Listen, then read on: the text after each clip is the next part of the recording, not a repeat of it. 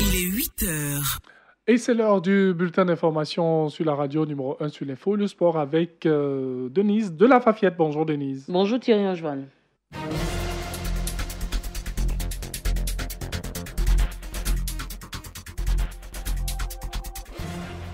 Bonjour à tous et merci d'être avec nous. L'opposition togolaise engagée dans des pourparlers avec le pouvoir a annoncé qu'elle n'accepterait jamais que Faure Gnassingbé se représente pour un 4e mandat lors de l'élection présidentielle prévue en 2020. Jérôme Kouakou. Après plus de 6 mois de manifestations populaires pour demander la démission du président togolais au pouvoir depuis 2005, opposition et parti au pouvoir ont commencé des négociations difficiles sous l'égide du président ghanéen Nana Akufo-Addo.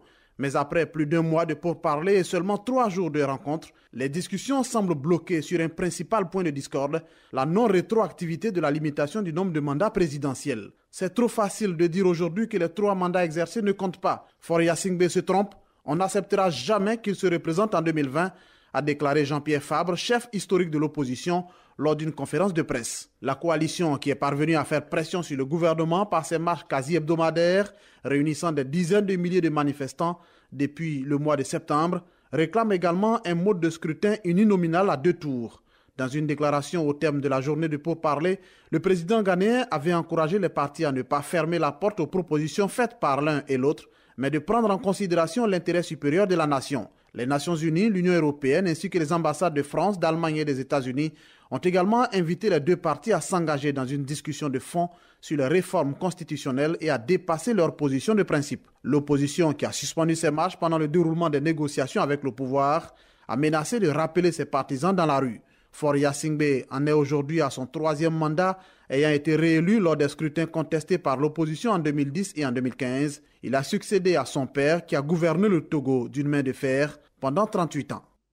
Au Niger, les acteurs de la société civile arrêtés dimanche ont passé hier leur première nuit en prison.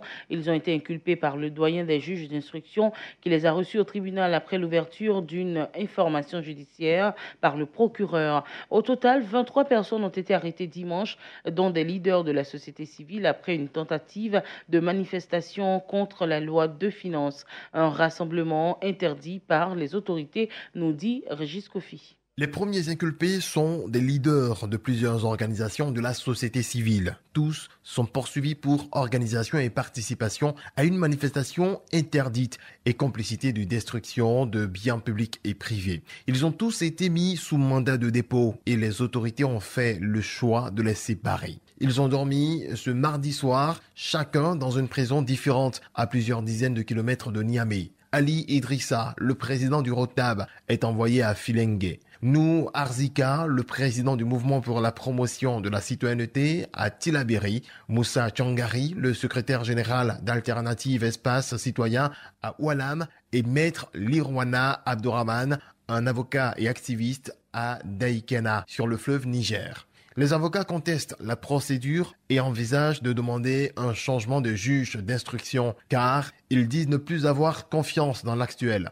Manifestement, le doyen des juges avait préparé les mandats de dépôt avant même d'écouter les prévenus, ce qui veut dire pour les avocats qu'ils avaient déjà décidé qu'ils iraient en prison. Au total, 23 personnes ont été arrêtées dimanche, dont de nombreux manifestants qui ne sont pas encore fixés sur leur sort. L'Union européenne a annoncé une aide de plus de 39 milliards de francs CFA afin de faire face à l'aggravation de la crise humanitaire en République démocratique du Congo. Une partie sera allouée aux pays voisins, Tanzanie, Rwanda et République du Congo, principalement pour venir en aide aux réfugiés congolais. Le Haut-Commissariat de l'ONU pour les réfugiés a lancé un appel de fonds de plus de 250 milliards de francs CFA. Nadège Kofi. Cette aide a été annoncée à Bruxelles au terme des 3 jours de visite en RDC du commissaire à l'aide humanitaire Christos Stylianides. Pour lui, les besoins humanitaires en République démocratique du Congo sont de plus en plus importants et est devenue la plus grande crise liée au déplacement en Afrique. M. Stylianides voulait convaincre les autorités congolaises de revenir sur leur décision de boycotter la conférence UE-ONU de Genève du 13 avril prochain qui veut lever 1,7 milliard de dollars, soit plus de 500 milliards de francs CFA pour financer l'action humanitaire en RDC. Le gouvernement congolais estime quant à lui que le niveau de la crise humanitaire n'est pas aussi excessif dans le pays que le prétendent les Nations Unies et les ONG. Selon une source européenne, Kinshasa peut encore reconsidérer sa position et se rendre à Genève. De son côté, le HCR et ses partenaires humanitaires ont lancé un appel de fonds d'un montant de 504 millions de dollars américains, soit 250 milliards de francs CFA pour les réfugiés congolais. Un montant qui devrait avoisiner les 800 000 d'ici à la fin de l'année. L'appel de fonds permettra tout d'abord de répondre d'urgence à la situation immédiate en Ouganda, en Zambie et en Angola, tout en se préparant pour l'arrivée massive de réfugiés en République du Congo, en Tanzanie, au Rwanda et au Burundi. 8 chroniqueurs de premier plan travaillant pour le plus grand groupe de presse au Kenya, le Nation Media Group, ont démissionné hier. Ils dénoncent l'ingérence du gouvernement et le manque d'indépendance de leur employeur. On va retrouver, si possible, Kolo Koulibaly pour cette information.